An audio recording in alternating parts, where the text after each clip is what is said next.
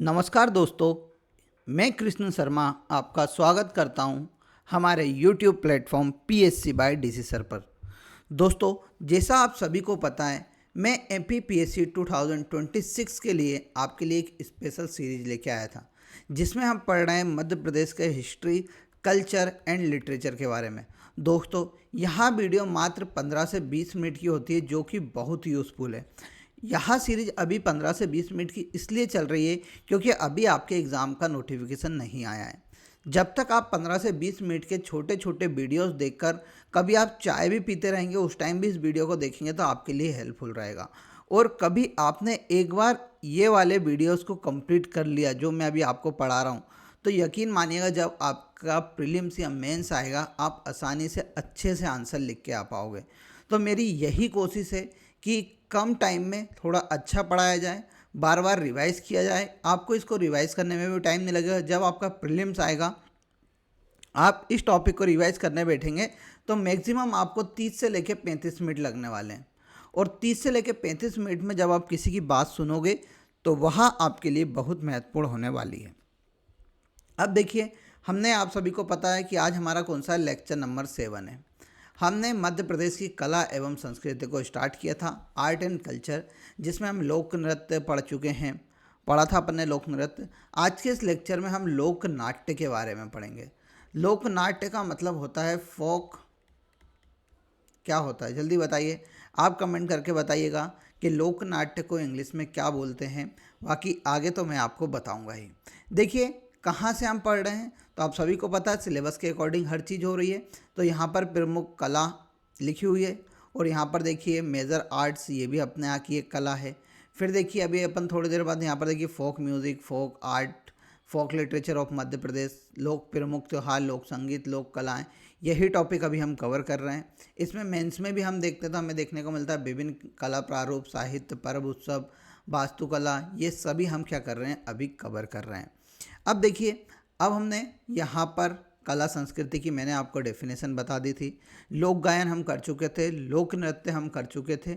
अब हम क्या कर रहे हैं, आज हम कर रहे हैं लोक नाट्य, यानी फोक ड्रामा के बारे में हम पढ़ने वाले हैं।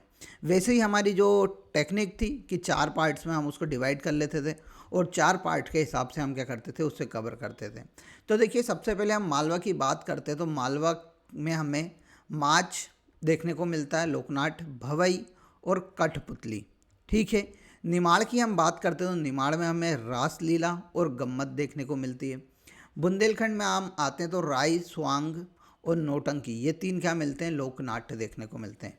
बघेलखंड में हम जाते हैं तो मनसुखा, चाहूर और नौटंकी, ये तीनों कहाँ पर देखने को मिलते हैं, बघेलखंड में हमें देखने को मिलते हैं। अब आइए एक एक करके एक एक एरिया के हम लोकनाट्य को पढ़ लेते हैं, उनके बारे में थोड़ी डिटेल जान लेते हैं। कभी आपके मेंस में आता है तो आपको मेंस में लिखने में आसानी होगी।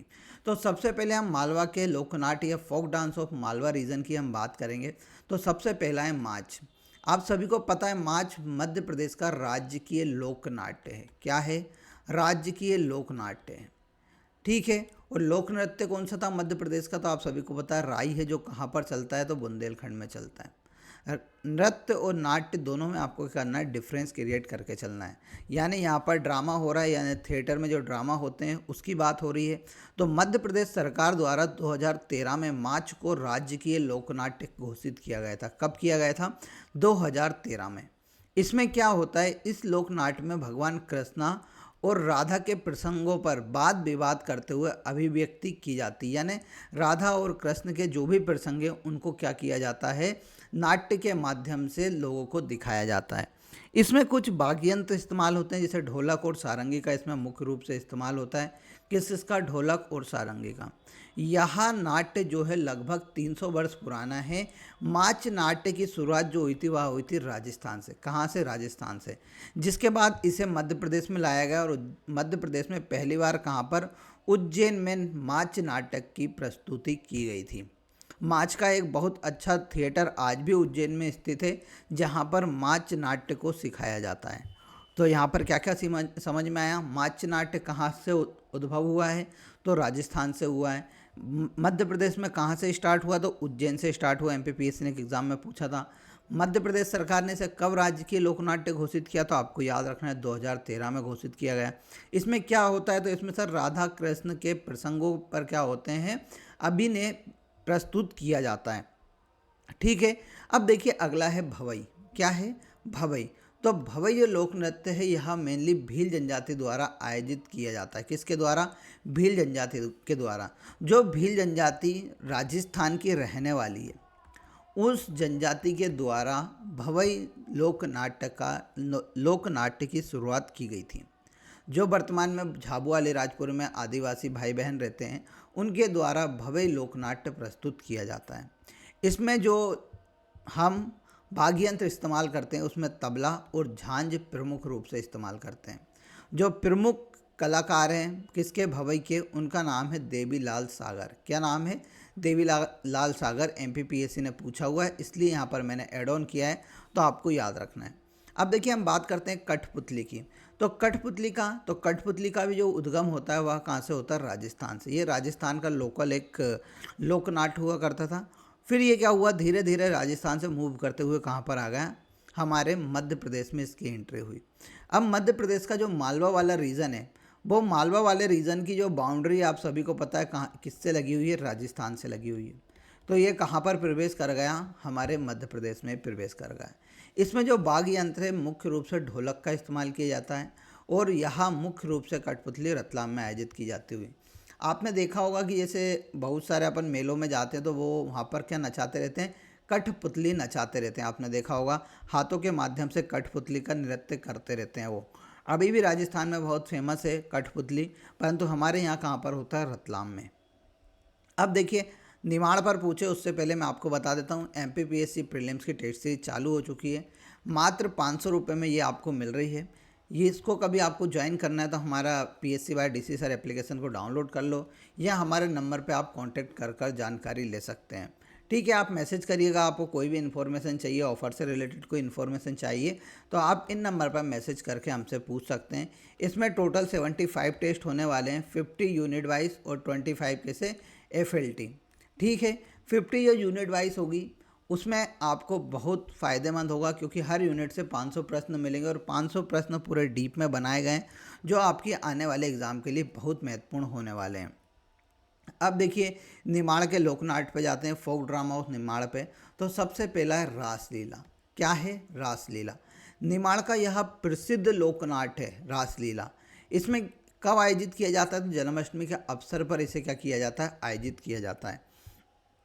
अब जन्माष्टमी पर आयोजित किया जाता तो क्या करते होंगे सर, कृष्ण भगवान की लीलाओं पर आधारित एक नाट्य को यहाँ पर प्रदर्शित किया जाता होगा। तो हाँ, इस नाट्य में क्या होता है, कृष्ण भगवान की जो भी लीलाएं थी उन पर आधारित यहाँ पर क्या नाट्य को प्रस्तुत किया जाता है। इसमें जो प्रमुख वाद्य यंत्र हम इस्तेमाल करते हैं उनका नाम है शहनाई, ढोलक और हारमोनियम। बहुत इंपॉर्टेंट है रासलीला, बार बार पूछा गया है। अब देखिए गम्मत तो हर जगह होती है मध्य प्रदेश में, परंतु मुख्य रूप से यह कहाँ पर होती है, निमाड़ में। होली और नवरात्रि के अवसर पर क्या होते हैं, लोग बाग इकट्ठे होते हैं गांव में, और क्या करते हैं कि मतलब नाट्य के माध्यम से लोगों को क्या करते हैं, जीवन की घटनाओं के बारे में बताते हैं। उसमें व्यंगों का भी इस्तेमाल किया जाता है, जिससे लोगों को क्या आती, हंसी आती, लोग बाग बोर ना हो, इसलिए उसमें व्यंग का भी इस्तेमाल किया जाता है। इसमें मुख्य रूप से जो वाद्य यंत्र इस्तेमाल करते हैं वो करते हैं कौन से, मृदंग और झांझ। ठीक है, फिर देखिए अगला है, हम इस पे चलें बघेलखंड से। उससे पहले यहाँ पर मैं बोल देता हूँ, एक और बता देता हूँ, हरबोला भी एक लोक नाट्य है यहाँ पर। उसमें क्या होता है, हरबोला में मेनली व्यक्ति आते हैं और कहीं कहीं पर नाट्य भी करके दिखाते हैं। हरबोला पुरानी कहानियों को सुनाते हैं, उसके ऊपर नाट्य करके भी बताते हैं। ये नृत्य के रूप में भी किया जाता है निमाड़ में, तो ये भी याद रख लेना। अब हम बघेलखंड पे चलते हैं, फोक ड्रामा और बघेलखंड की हम बात करते हैं। तो पहला है छाउर। तो छाउर जो होता है यहाँ क्या बघेलखंड में कब किया जाता है, दीपावली से लेकर अष्टमी तक। किस समाज के लोग करते हैं, तो अहीर जाति और तेली समाज के लोग क्या करते हैं, छाउर लोक नाट्य को करते हैं।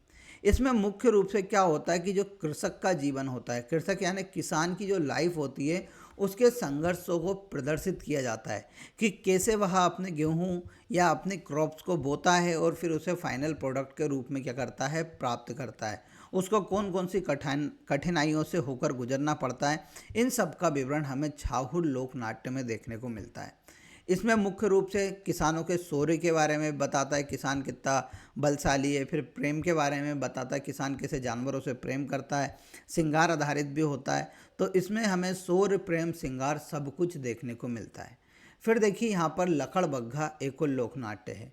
यह लोकनाट्य मेनली जो बघेलखंड के आदिवासी युवक युवतियाँ हैं उनके द्वारा आयोजित किया जाता है।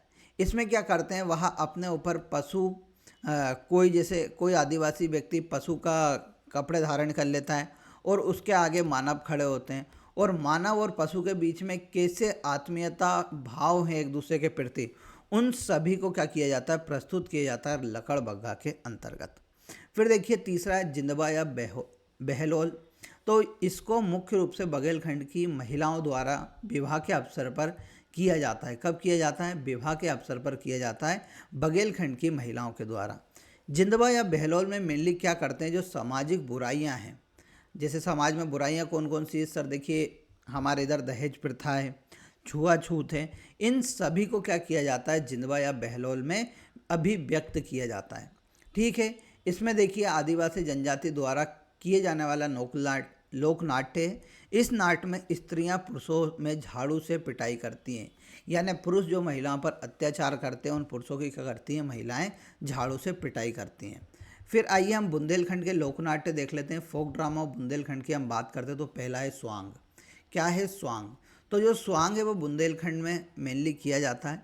यहाँ मेनली जब प्रमुख त्यौहार आते हैं, जैसे दीपावली आ गई, अपने इधर राखी आ जाती है, फिर होली आ जाती है, इसके दौरान क्या किया जाता है, स्वांग जो लोकनाट्य है उसको प्रदर्शित किया जाता है।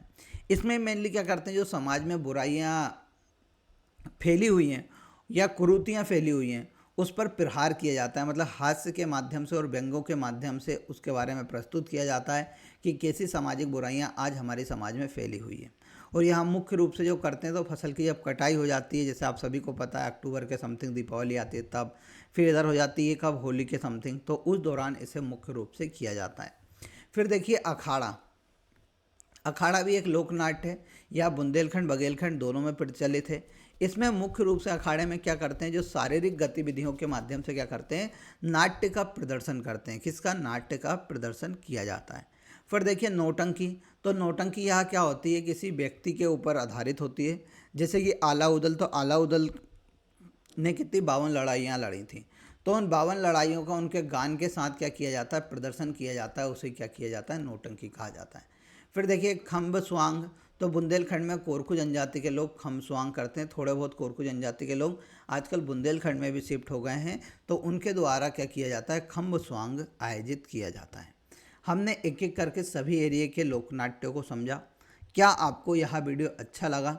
अब देखिए यहाँ पर मैंने एक ही फ़ोटो बना दिया है, इसका स्क्रीनशॉट ले लीजिएगा, या आप 1-1 रुपये के मैप खरीद लीजिए MP के और उसमें पढ़ना चालू कर दीजिए।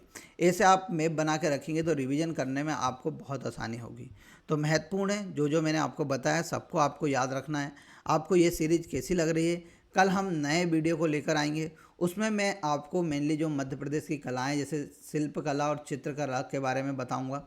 ठीक है, फिर उसके बाद हम बात करेंगे चित्रकला और शिल्पकला में कौन कौन प्रसिद्ध है, उन सभी व्यक्तियों की बात करेंगे। तो आप इस सीरीज के साथ ऐसे ही बने रहिए। जैसा आप साथ दे रहे हैं उसके लिए थैंक यू। जो पढ़ना चाहता है उसको भी थैंक यू, जो ना पढ़ना चाहता है उसको भी थैंक यू। क्योंकि जिसे अपने परिवार की परेशानियां पता है, जिसको अपने सपने साकार करना है, वो व्यक्ति कंटिन्यू इस सीरीज को देख रहा होगा। जिसे नहीं करना वो क्या धीरे धीरे टाल देता होगा। मेरा यही मानना है, इस सीरीज को आप डिसिप्लिन के साथ देखिए और यह डिसिप्लिन आपको ज़रूर सक्सेस की ओर लेके जाएगा। इसी प्रकार हम मिलते रहेंगे हर लेक्चर में। अब अगले लेक्चर तक का इंतजार कीजिएगा। तब तक के लिए जय हिंद, जय भारत।